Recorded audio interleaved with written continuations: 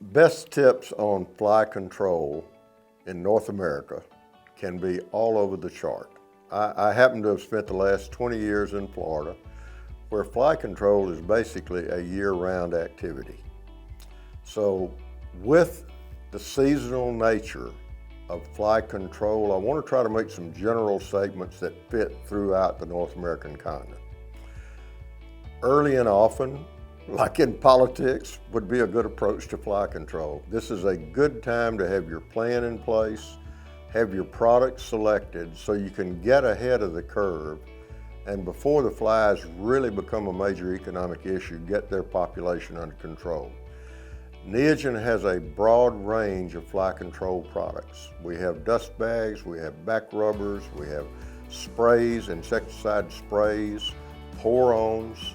And I don't want to just focus on flies without mentioning lice, which is kind of your first step toward fly control, particularly in the southeastern region where you're killing lice on the one hand, but knocking out those early flies on the second hand.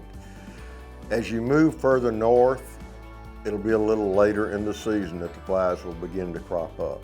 You need to come back with something to carry you through the summer so the fly control numbers don't rebuild again and become a problem into the summer and later in the fall.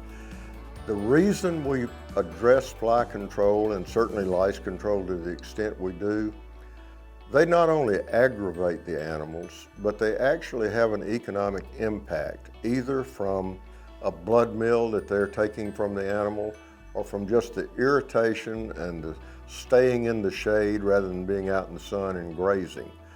We have very good numbers on lice control, maybe affecting calf growth as much as a 1/4 pound a day. We don't have quite that kind of tight numbers on fly control, but you can be assured there is a negative impact on average daily gain.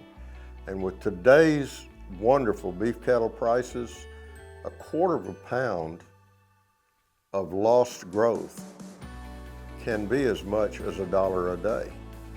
So fly control is inexpensive related to the cost that it can incur for your cattle operation.